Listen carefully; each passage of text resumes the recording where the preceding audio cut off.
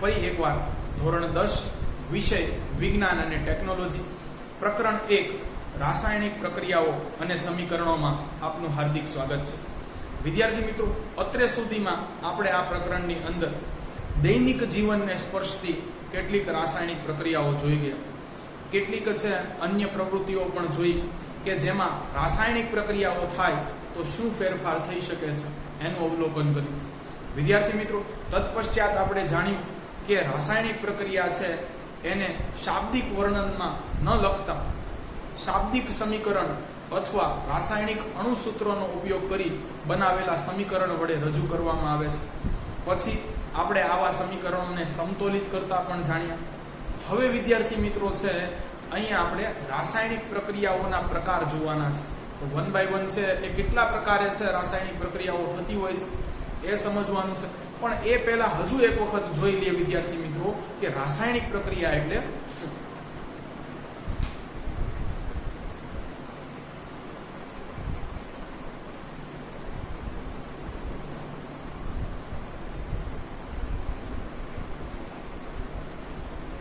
તો વિદ્યાર્થી મિત્રો, અહીંયા એમ કીધું છે કે રાસાયણિક પ્રક્રિયાની અંદર પ્રક્રિયકોમાં જે તત્વો આપેલા હોય છે તેમની વચ્ચેના છે એ બંધ તૂટતા હોય છે અને નિપજો વખતે છે એ તત્વો પાછા છે નવા બંધ બનાવી અને જોડાતા હોય છે। તો પ્રક્રિયકોના બંધ તૂટી અને નિપજોના છે નવા બંધ રચાતા હોય છે। પણ આ બંધો કોની વચ્ચે રચાતા અને કોની વચ્ચે તૂટતા હોય છે? તો જવાબ આવશે કે તત્વોના પરમાણુ હોય છે। રાસાયણિક પ્રક્રિયામાં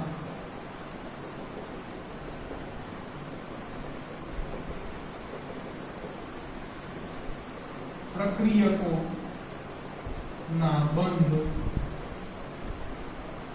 તૂટીને નિપજોના નવા બંધ રચાતા હોય છે।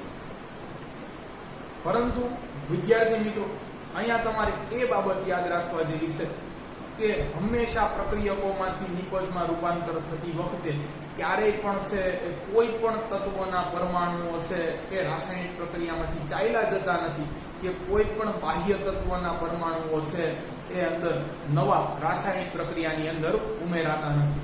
આ ખાસ એક છે એ યાદ રાખવાનું છે કે નવા છે એ તત્વો અંદર ઉમેરાશે નહીં અને તત્વો જે એકચ્યુઅલમાં અંદર છે એ પણ પાછા ક્યાંય જશે નહીં।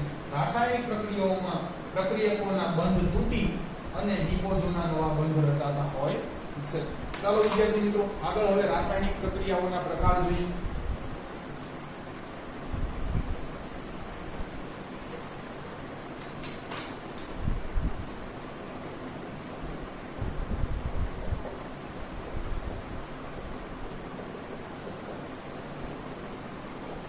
તો વિદ્યાર્થી મિત્રો, આજે એમાંની આપણે છે એ સૌથી પ્રથમ લેવાની છે સંયોગીકરણ રાસાયણિક પ્રક્રિયા। તો વિદ્યાર્થી મિત્રો, જો અહીંયા તમે નામ ઉપરથી જ છે એ સમજી કે જાણી શકશો। સંયોજાવું અર્થાત જોડાવું। તો આવો વિદ્યાર્થી મિત્રો, આની વ્યાખ્યા કંઈક લખવાનો પ્રયત્ન કરીએ કે છે જે રાસાયણિક પ્રક્રિયાઓમાં બે કે તેથી વધુ પ્રક્રિયકો જોડાઈને માત્ર એક જ નિપજ બનાવે તો તેને સંયોગીકરણ રાસાયણિક પ્રક્રિયા કરે છે। વિદ્યાર્થી મિત્રો, ઇન ધ સેન્સ અહીંયા પ્રક્રિયકો બે અથવા બે કરતા વધારે પણ હોઈ શકે, પરંતુ તીરની જમણી બાજુ તમને નિપજ એક અને માત્ર એક મળશે। તો આને આપણે છે જો દર્શાવવું હોય તો આ રીતે કંઈક દર્શાવી શકીએ કે ભાઈ ચાલો ગીવ સી।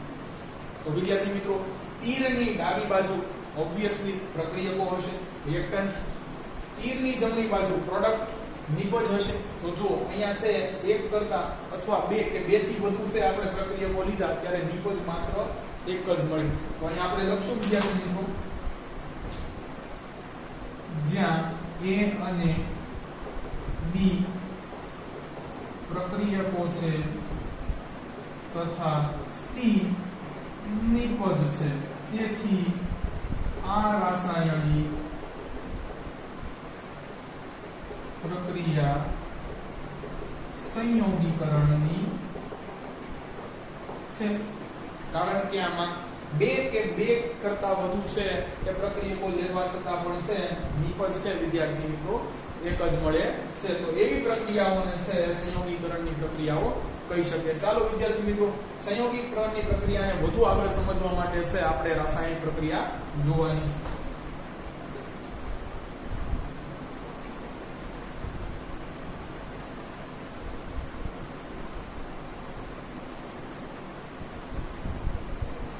અહીંયા વિદ્યાર્થી મિત્રો આપણે એક પ્રવૃત્તિ કરવાની છે.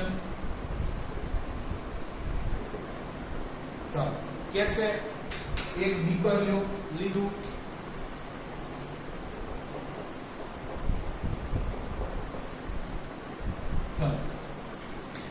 આ બીકરની અંદર વિદ્યાર્થી મિત્રો તમારે કળી ચૂનો લેવાનો છે.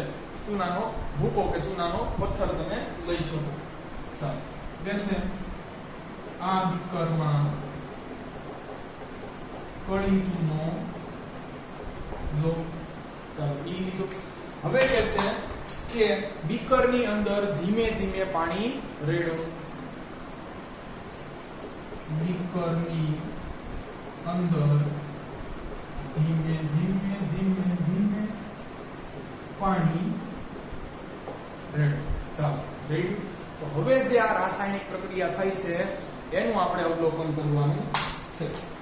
તો વિદ્યાર્થી મિત્રો અહીંયા હું તમને જણાવી દઉં છું કે ચૂનાનો પથ્થર જેને આપણે કળી ચૂનો કહીએ છીએ એને વિદ્યાર્થી મિત્રો કેલ્શિયમ ઓક્સાઇડ કહેવાય છે.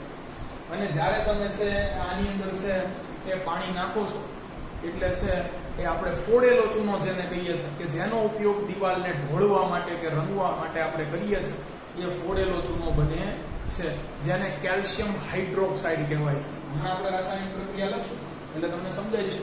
પણ આ પ્રક્રિયા દરમિયાન છે પુષ્કળ પ્રમાણમાં છે એ ઉષ્મા મુક્ત થાય છે. એટલે વિદ્યાર્થી મિત્રો તમે હંમેશા જોયું હશે કે તમારા ઘરે જો ચૂનાથી રંગ રોગાન થતું હશે, હવે તો પેઇન્ટ્સ આવી ગયા છતાં પણ, તો હંમેશા એની માટેનું જે પાત્ર છે આપણે જે પીપડું કે ટીપડું કહીએ છીએ એ હંમેશા છે એ ધાતુનું હશે.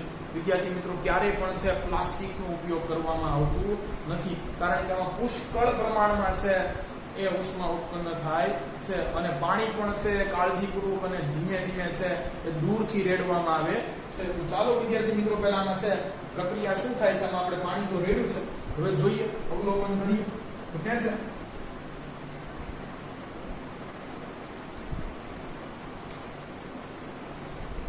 અહીં કેલ્શિયમ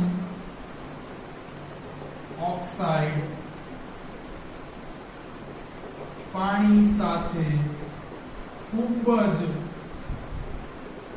સક્રિય રીતે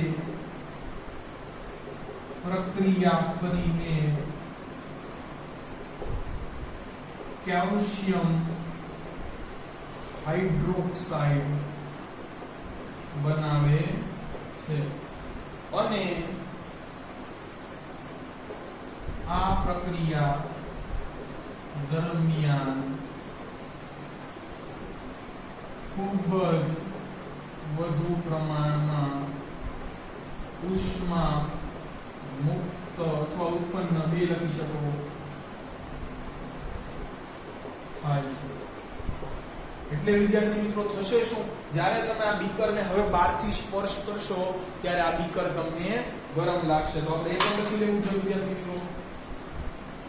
તેથી બીકરને સ્પર્શ કરતા બીકર ગરમ લાગે છે. વિદ્યાર્થી મિત્રો આ પણ એક છે રાસાયણિક પ્રક્રિયા થાય તો આપણને જોવા મળતું લક્ષણ છે. આવું જ છે અગાઉની આપણે છે પ્રવૃત્તિમાં પણ દાણાદાર ઝીંકની છે જ્યારે મંદ હાઇડ્રોક્લોરિક એસિડ કે સલ્ફ્યુરિક એસિડ સાથે છે પ્રક્રિયા કરી હતી ત્યારે પણ આપણને બહારનું પાત્ર છે ફ્લાસ્ક ગરમ લાગી હતી. તો આ છે રાસાયણિક પ્રક્રિયા થઈ એવું કંઈક સૂચવે છે. ચાલો વિદ્યાર્થી મિત્રો, આખી છે આપણે શાબ્દિક વર્ણન સ્વરૂપે લખી. હવે આને છે આપણે એ સમીકરણ સ્વરૂપે લખવાની છે. તો શું થાય છે હવે તમને એક્ચ્યુઅલમાં ખબર પડી ગઈ છે.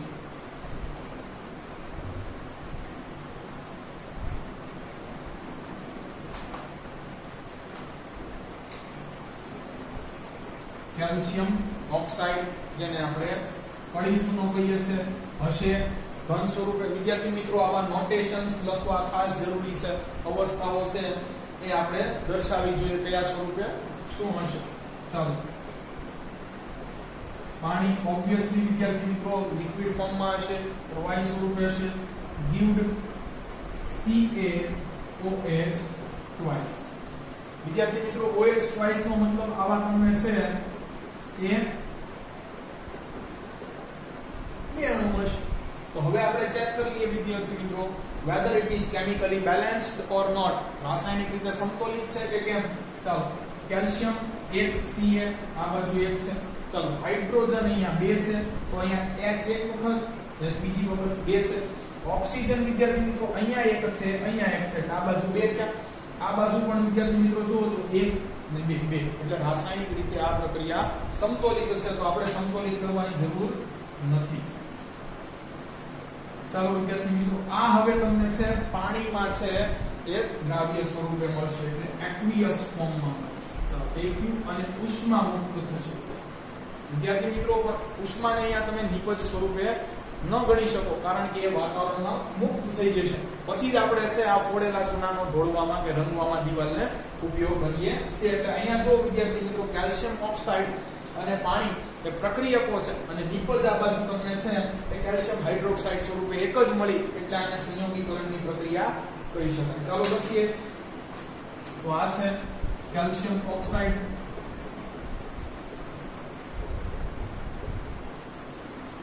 આ છે પાણી, આ બાજુ મળ્યું વિદ્યાર્થી મિત્રો કેલ્શિયમ હાઇડ્રોક્સાઇડ. ચાલો વિદ્યાર્થી મિત્રો, હવે છે આને જ આપણે છે એ ફોડેલા ચૂના તરીકે પણ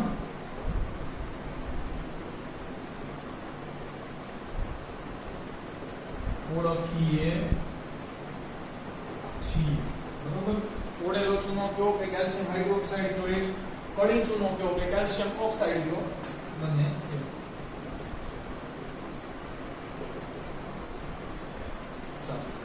વિદ્યાર્થી મિત્રો, પણ અહીંયા છે ખાસ કે ચૂનો લગાડ્યાના છે એ થોડા સમય પછી તમને છે દિવાલ શા માટે છે ચમકતી દેખાય છે. તો આટલું જાણવું તમને ગમશે. આ સંયોગીકરણની પ્રક્રિયા નથી વિદ્યાર્થી મિત્રો, પણ એક રાસાયણિક પ્રક્રિયા ચૂનો લગાડ્યા પછી પણ થાય છે. બરોબર છે, કોકનેની દિવાલને. તો આપણે એ જોઈ લઈએ વિદ્યાર્થી મિત્રો. તો કે છે અહીંયા આટલું જાણવું ગમશે. ચાલો વિદ્યાર્થી મિત્રો, અગેન એ સંયોગીકરણની પ્રક્રિયા નથી, માત્ર આપણી જાણકારી માટે છે.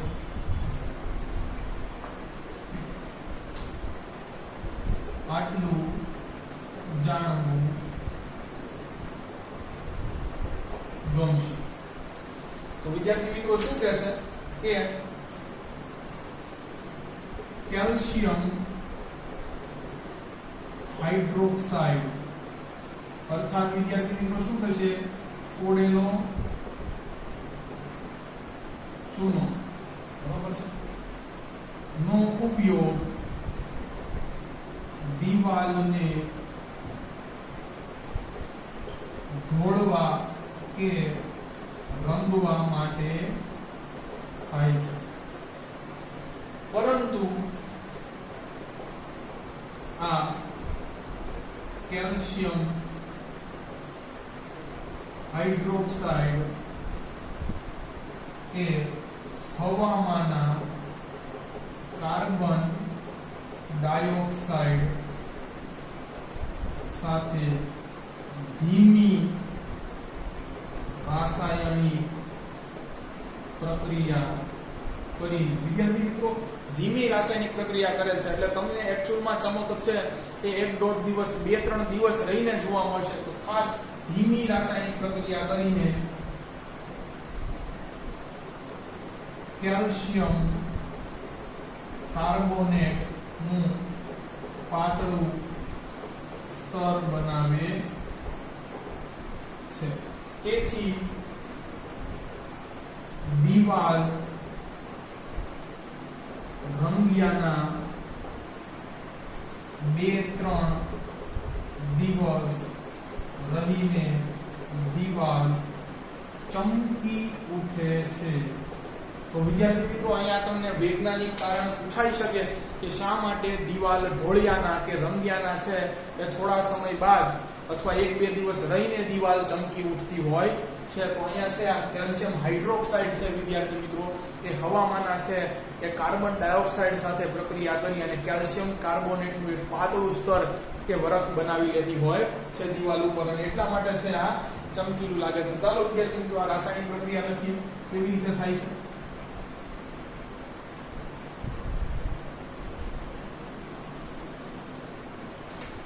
વિદ્યાર્થી મિત્રો અહીંયા આવશે CaOH ટ્વાઇસ તમે જાણો છો આ હશે એક્વિયસ ફોર્મમાં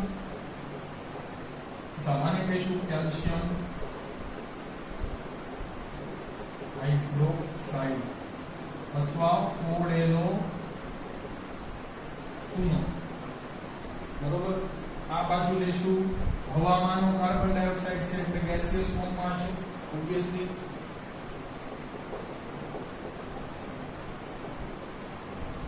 ચાલો શું મળશે તો કેલ્શિયમ કાર્બોનેટની પાતળી બરફ મળશે બરોબર છે વિદ્યાર્થીઓ ચાલો હવે ગણતરી કરીએ કેલ્શિયમ 1 વપરાઈ ગયો છે કાર્બન 1 છે એ પણ વપરાઈ ગયું છે ઓક્સિજન 3 વપરાઈ ગયા છે ઓક્સિજન છે અહીંયા 2 અને આની પાસે વિદ્યાર્થી મિત્રો 2 એટલે ટોટલ 4 હતા આ બાજુ પણ સાથે વિદ્યાર્થી મિત્રો બનશે H2O પાણી પણ તો આ તમને છે હવે સોલિડ ફોર્મમાં મળશે બરફ પડ બની જશે અને છે આ વિદ્યાર્થી મિત્રો લિક્વિડ ફોર્મ તો છે હવે જો વિદ્યાર્થી મિત્રો આને સંયોગીકરણની પ્રક્રિયા અગેન આઈ એમ રિપીટ ન કહી શકાય કારણ કે બે પ્રક્રિયાઓ લીધા તો નિપજો પણ અહીંયા બે મળી છે આ સંયોગીકરણની પ્રક્રિયા નથી માત્ર જાણકારી માટે હતી બરોબર પણ વૈજ્ઞાનિક કારણ સ્વરૂપે પૂછાય છે આને કહીશું કેલ્શિયમ કાર્બોનેટ બરોબર છે ચાલો તો વિદ્યાર્થી મિત્રો આ જાણવું ગમશે હા એક નીચે પણ છે લખવા જેવું છે કે તમને જાણીને નવાઈ થશે કે આરસ પહાણ એટલે વિદ્યાર્થી મિત્રો પથ્થર આરસનો પથ્થર છે એનું પણ રાસાયણિક સૂત્ર CaCO3 છે નું રાસાયણિક સૂત્ર CaCO3 છે વિદ્યાર્થી મિત્રો કે જેનો ઉપયોગ તાજમહેલ જેવી છે એ સુંદર ઇમારતમાં થયેલો છે ખરેખર આરસ પહાણ છે એક વખત લગાડ્યા પછી વર્ષો સુધી તેને કાંઈ થતું હોતું નથી તો ખાસ આરસ પહાણને આપણે અંગ્રેજીમાં માર્બલ કહીએ છીએ વિદ્યાર્થી એ પણ તમને ખ્યાલ હોવો જોઈએ તો એનું પણ છે એ રાસાયણિક અણુસૂત્ર CaCO3 છે અને જે આ ચૂનાથી છે એ દિવાલ ઢોળી અને એની કાર્બન ડાયોક્સાઇડ સાથેની રાસાયણિક પ્રક્રિયા થાય એનાથી પણ આપણને છે આવી જે બરફ મળે છે કેલ્શિયમ કાર્બોનેટની પણ એક પાતળી બરફ મળે છે વિદ્યાર્થી ચાલો તો અહીંયા છે વિદ્યાર્થી મિત્રો આ તમને એટલું જાણવું બેઠું હશે આગળ આપણે કેટલીક પાછી છે સંયોગીકરણની રાસાયણિક પ્રક્રિયાઓ જોઈએ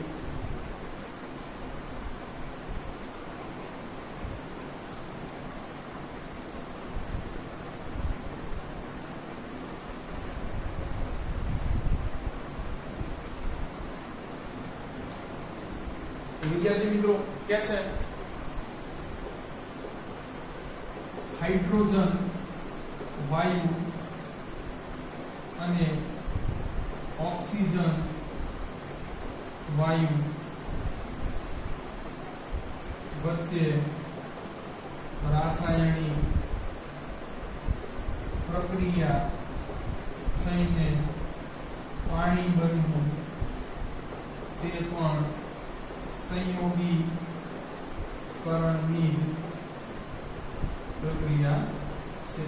લેટ્સ સી વિદ્યાર્થી મિત્રો, તો અહીંયા છે આપણને બે વસ્તુ લેવાની કીધી છે, હાઇડ્રોજન વાયુ, ઓક્સિજન વાયુ. તમને ખ્યાલ છે વિદ્યાર્થી મિત્રો, બે છે કલ પરમાણુ સ્વરૂપે મળતા નથી, બે વાયુ સ્વરૂપે હશે. ચાલો વિદ્યાર્થી, પણ પાણી છે એ કેવા સ્વરૂપે હશે તો આપણને ખબર છે, પ્રવાહી સ્વરૂપે. ચાલો ગણતરી કરો. H2 આ બાજુ 2 છે વિદ્યાર્થી મિત્રો, પણ ઓક્સિજન આ બાજુ 2, આ બાજુ 1 છે, એટલે આ બાજુ 1 ઘટે. ચાલો ગુણો આખા 2 વડે. હવે તો કે હાઇડ્રોજન થઈ ગયા 4, આ બાજુ 2 છે. ચાલો ગુણો અહીંયા 2 વડે. હવે આવી રીતે બેલેન્સ થશે વિદ્યાર્થી મિત્રો. 2H2 O2 give 2H2O. તો અહીંયા પણ આપણે બેલેન્સ કરવું પડશે. ચાલો વિદ્યાર્થી મિત્રો, તો અહીંયા પણ આપણે કહી શકીએ, નીચે લખતા જવાનું છે ખાસ બધે, કે અહીં પ્રક્રિયકો હાઇડ્રોજન અને ઓક્સિજન વાયુ હોય તેમાંથી એક અને માત્ર એક નિપજ છે H2O મળી હોવાથી આ પણ સંયોગીકરણની પ્રક્રિયા કહી શકાય. હજી વિદ્યાર્થી મિત્રો આગળ જોઈએ.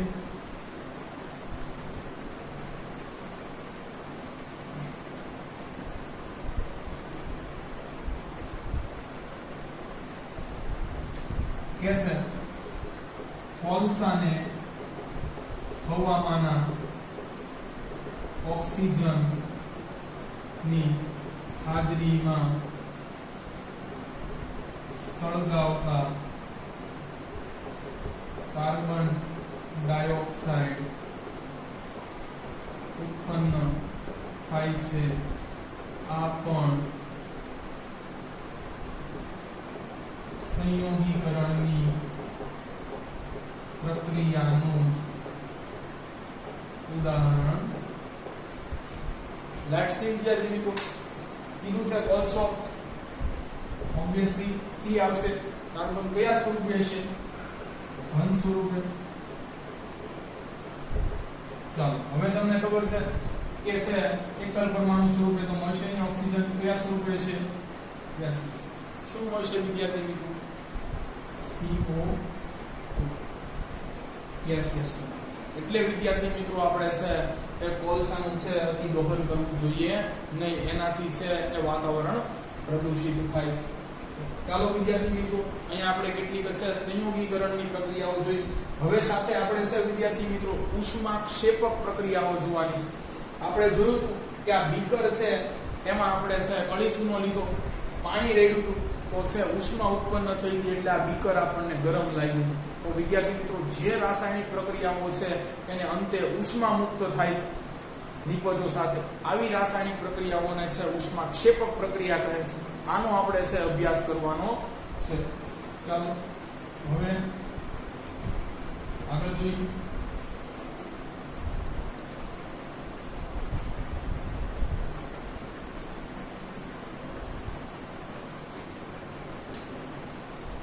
ઉષ્માક્ષેપક એક્ઝોથર્મિક રિએક્શન્સ, જે રાસાયણિક પ્રક્રિયાઓને અંતે ઉષ્મા મુક્ત થાય છે એવી પ્રક્રિયાઓને ઉષ્માક્ષેપક પ્રક્રિયાઓ કહે છે. આની વ્યાખ્યા, જે રાસાયણિક પ્રક્રિયાઓને અંતે ઉષ્મા મુક્ત થાય છે તે રાસાયણિક પ્રક્રિયાઓને ઉષ્માક્ષેપક પ્રક્રિયા કહે છે. તો ભાઈ આમાં પણ ઉદાહરણ દેવા પડશે. ચાલો વિદ્યાર્થી મિત્રો, ઉદાહરણ તરીકે કે છે વિદ્યાર્થી મિત્રો, કુદરતી વાયુને હવાની હાજરીમાં છે એ સળગાવતા છે એ અહીંયા પણ છે જે નિપજ બનશે એની સાથે છે ઉષ્મા મુક્ત થાય છે. ચાલો જોઈએ. કે છે કુદરતી વાયુને હવામાંના ઓક્સિજનની હાજરીમાં સળગાવતા કાર્બન ડાયોક્સાઇડ ઉત્પન્ન થાય છે. આ એક ઉષ્મા ક્ષેપક પ્રક્રિયા છે. એટલે વિદ્યાર્થી મિત્રો અહીંયા પણ છે ઉષ્મા પુષ્કળ પ્રમાણમાં મુક્ત થતી હશે, એટલે જ આપણે કુદરતી વાયુનો બળતણ તરીકે ઉપયોગ કરીએ છીએ, કારણ કે આને સળગાવતા અંતે આપણને પુષ્કળ પ્રમાણમાં છે એ ઉષ્મા મળે છે. તો ચાલો વિદ્યાર્થી મિત્રો, કુદરતી વાયુનો મોટો ઘટક આપણને ખબર જ છે CH4 which is called methane, બરોબર છે. વાયુ છે એટલે કઈ અવસ્થામાં હશે? Obviously gaseous. વિદ્યાર્થી મિત્રો અહીંયા તમે લખી શકો છો મિથેન. ચાલો સળગાવવાનો છે, ઓબ્વિયસલી O2 લેવું પડશે, એ પણ ગેસિયસ ફોર્મમાં હશે. ચાલો બનશે CO2 પ્લસ H2O પણ. ચાલો બે ગેસિયસ ફોર્મમાં છે. તો વિદ્યાર્થી મિત્રો હવે પાછું સમીકરણ સંતુલિત કરવું પડે એમ છે કે કેમ કરી. ચાલો હાઇડ્રોજન અહીંયા હતા વિદ્યાર્થી મિત્રો 4, આ બાજુ છે 2, ગુણો 2 વડે. ચાલો એ થઈ ગયા બેલેન્સ. તો વિદ્યાર્થી મિત્રો હાઇડ્રોજન તો બેલેન્સ થઈ ગયા, કાર્બન હતો અહીંયા 1, અહીંયા છે ઓકે. હવે અહીંયા ઓક્સિજન છે, અહીંયા 2, અહીંયા 4, આ બાજુ છે 2, તો ઓક્સિજનને ગુણવા પડશે 2 વડે. ચાલો હવે બેલેન્સ થઈ ગયું વિદ્યાર્થી મિત્રો. તો અહીંયા તમે છે લખી પણ શકો છો કે સાથે ઉષ્મા પણ મુક્ત થાય છે. ચાલો હજી આપણું એવું આવું ઉદાહરણ જોયું વિદ્યાર્થી મિત્રો.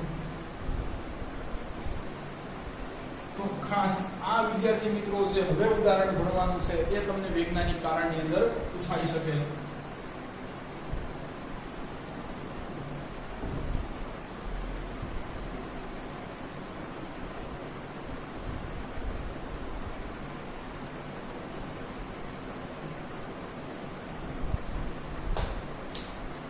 ચાલો વિદ્યાર્થી મિત્રો, તો એક છે આપણે ભણી ગયેલું ઉદાહરણ જોવાનું છે કે છે તમને પૂછાશે વૈજ્ઞાનિક કારણ આપો, સમજાવો કે શ્વસન પણ ઉષ્મા ક્ષેપક પ્રક્રિયા છે. શ્વસન એ ઉષ્મા ક્ષેપક પ્રક્રિયા છે.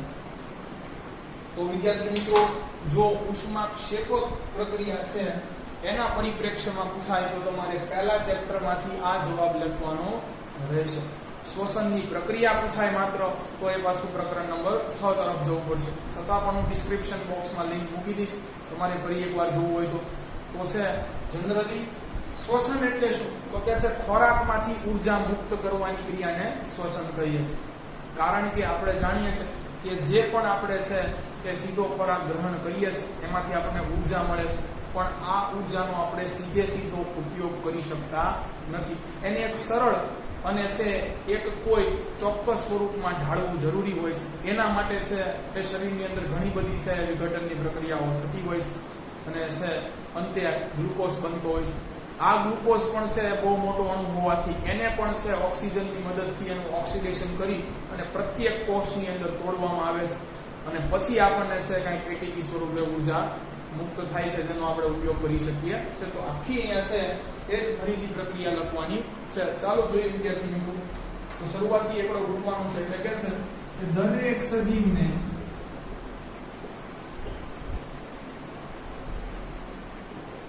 કાર્ય કરવા માટે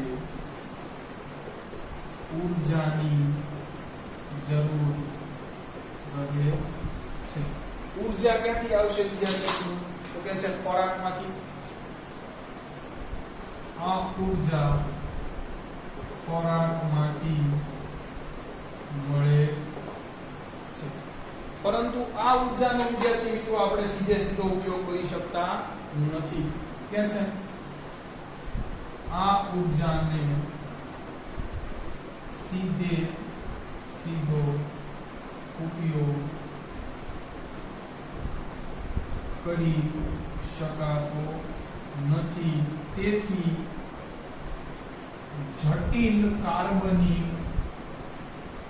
સંયોજનોનું વિઘટન કરીને સરળ પદાર્થોમાં અથવા કાર્બનિક સંયોજનોમાં ફેરવવામાં આવે છે. વિદ્યાર્થી મિત્રો, પાચન તંત્ર આ વખતે આપણે જોઈ ગયા કે પ્રત્યેક પાચન અંગની અંદર છે એ જુદા જુદા ખોરાકમાંના ઘટકોનું પાચન થતું હતું. ક્યાંક અંશતઃ પાચન થતું હતું તો ક્યાંક સંપૂર્ણપણે પાચન થતું હતું. તો આ જ રીતે વિદ્યાર્થી મિત્રો, ખોરાકમાંથી જે પણ આપણે ન્યુટ્રિયન્ટ્સ પોષક તત્વો મળે છે એનું આપણે છે વિઘટન કરીએ છીએ, કારણ કે આ જટિલ અણુઓ હોય છે, જટિલ કાર્બનિક સંયોજનો છે, એનો સીધો ઉપયોગ આપણે કરી શકતા નથી. એની માટે આપણે એને પહેલા સરળ પદાર્થોમાં ફેરવવો પડે છે. વિદ્યાર્થી મિત્રો, તો શું કહે છે હવે જોઈએ. કે છે દાખલા તરીકે આપણે ભાત, બટાકા અને બ્રેડ જેવા કાર્બોદિત પદાર્થો ખાઈએ છીએ. વિદ્યાર્થી મિત્રો, આ બધા જ કાર્બોહાઈડ્રેટ્સ છે કે જે કાર્બન અને હાઇડ્રોજનના સંયોજનોના બનેલા હોય છે. ટૂંકમાં તમને સમજાવ્યું હતું વિદ્યાર્થી મિત્રો કે કાર્બોહાઈડ્રેટ્સનો મુખ્ય કે ઉત્તમ સ્ત્રોત કયો છે. તો મોટા ભાગે છે બધા જ ધાન્ય પાકો છે. સામાજિક વિજ્ઞાનમાં પ્રકરણ 10 વખતે આપણે અભ્યાસ કરીશું કૃષિમાં, ત્યારે તમને છે આ સમજાશે કે ઘઉં, ચોખા, બાજરી, જુવાર, મકાઈ આ બધા જ ધાન્ય પાકો છે એને કાર્બોહાઈડ્રેટ્સ કહેવામાં આવે છે, કારણ કે આ છે ઉર્જાનો ઉત્તમ સ્ત્રોત છે. વિદ્યાર્થી મિત્રો, આમાંથી છે તમને શક્તિ પુષ્કળ પ્રમાણમાં મળે છે, થેન્ક્સ ટુ અંદર છે કે કાર્બન અને હાઇડ્રોજનની લાંબી લાંબી શૃંખલાઓ આવેલી હોય છે એટલા માટે. તો વિદ્યાર્થી મિત્રો શું કહે છે, દાખલા તરીકે આપણે ભાત, બટાકા, બ્રેડ વગેરે આવી વસ્તુ ખાશું, એમાંથી જે આપણને છે એ કાર્બોદિત મળશે, કાર્બોહાઈડ્રેટ્સ મળશે, અર્થાત કાર્બન અને હાઇડ્રોજનના સંયોજનો જે આપણા શરીરમાં જશે તેનું વિદ્યાર્થી મિત્રો વિઘટન કરીને આપણે કેમાં ફેરવીશું? ગ્લુકોઝમાં. તેનું વિઘટન કરીને તેને ગ્લુકોઝમાં ફેરવાય છે. પણ આ ગ્લુકોઝ પણ વિદ્યાર્થી મિત્રો છે એક મોટો અણુ છે જેનો આપણે સીધો છે ઉર્જાના સ્ત્રોત તરીકે ઉપયોગ કરી શકતા નથી. એટલે આને પણ છે વિદ્યાર્થી મિત્રો ઓક્સિજનની મદદથી પ્રત્યેક કોષમાં છે તોડવામાં આવે છે, એનું ઓક્સિડેશન કરવામાં આવે છે. તો આગળ એ લખ્યું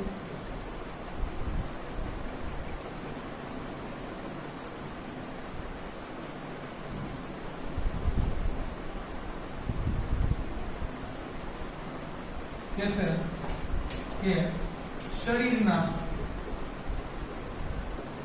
પ્રત્યેક કોષમાં ગ્લુકોઝનું ઓક્સિડેશન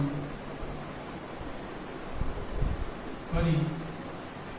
વિદ્યાર્થી મિત્રો, અહીંયા આપણે પાછું એકવાર રિવાઇઝ કરી લઈએ કે સૌપ્રથમ તો શું થશે કે કોઈ પણ પ્રકારનું છે તમે શ્વસન કરશો કે કોઈ પણ પ્રકારની રીતે તમે છે પોષણ મેળવશો તો છે અંતે તો છે ગ્લુકોઝ બનતો હોય છે.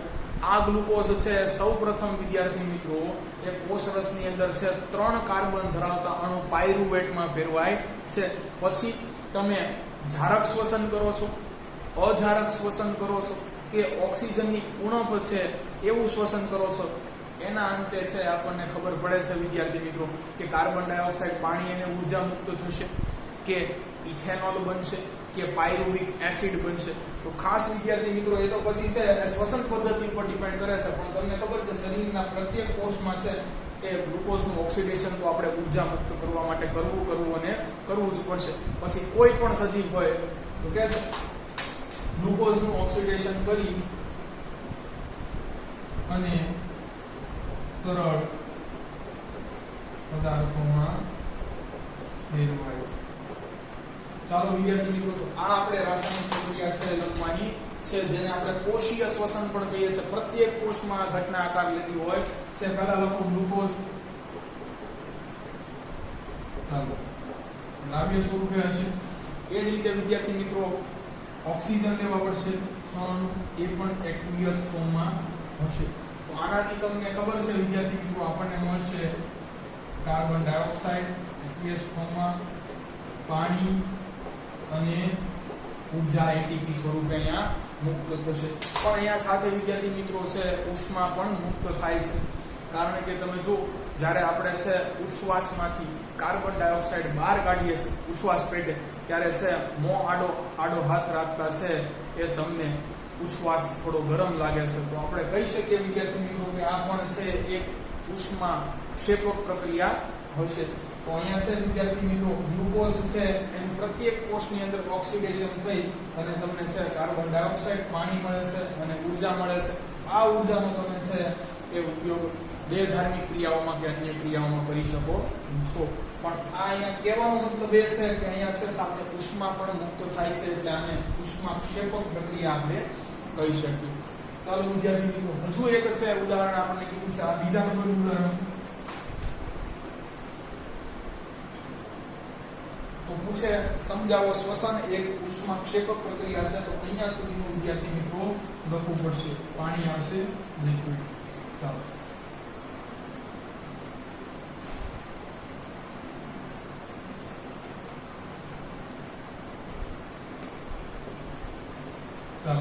છેલ્લું અહીંયા છે ઉદાહરણ આપ્યું છે કે છે વનસ્પતિજ કચરામાંથી ખાતરનું ઉત્પાદન પણ ઉષ્મા ક્ષેપક પ્રક્રિયા છે. વિદ્યાર્થી મિત્રો, અહીંયા કોઈ પણ પ્રકારની રાસાયણિક પ્રક્રિયા તો આપી નથી, પણ આ તમને ખાસ ખરું ખોટું કે ખાલી જગ્યા કે વિકલ્પો પેટે પૂછી શકે કે વનસ્પતિજ કચરા છે એનું આપણે જાણીએ છીએ જૈવિક ઘટકો, સૂક્ષ્મ કણો કે જેના દ્વારા છે એ વિઘટન થાય છે અને ખાતર બને છે. તો વિદ્યાર્થી મિત્રો, આ વનસ્પતિજ કચરાનું કોહવાણ થઈ સડન થઈને જે ખાતર બને છે એ પણ છે એક્ઝોથર્મિક રિએક્શન છે. આ તમને ક્યાંક છે ટૂંકા પ્રશ્નોમાં પૂછી શકે. અહીંયા આની કોઈ પણ પ્રકારની રાસાયણિક પ્રક્રિયા દર્શાવી નથી. તો અહીંયા આપણા છે ઉષ્મા ક્ષેપક પ્રક્રિયાના ઉદાહરણો પણ પૂરા થાય છે, જે ટેક્સ્ટબુકની અંદર સંયોગીકરણની પ્રક્રિયા સાથે આપેલા હતા. તો આટલું વિદ્યાર્થી મિત્રો આજે આપણે રાખીએ છીએ. જો તમને અમારા વિડીયો લેક્ચર્સ પસંદ આવતા હોય તો આને લાઈક કરો, અમારી ચેનલને સબસ્ક્રાઇબ કરો તથા અમારા આ વિડીયો લેક્ચર્સની લિંકને અન્ય વિદ્યાર્થી મિત્રો સાથે શેર કરો. Thanks for watching my video.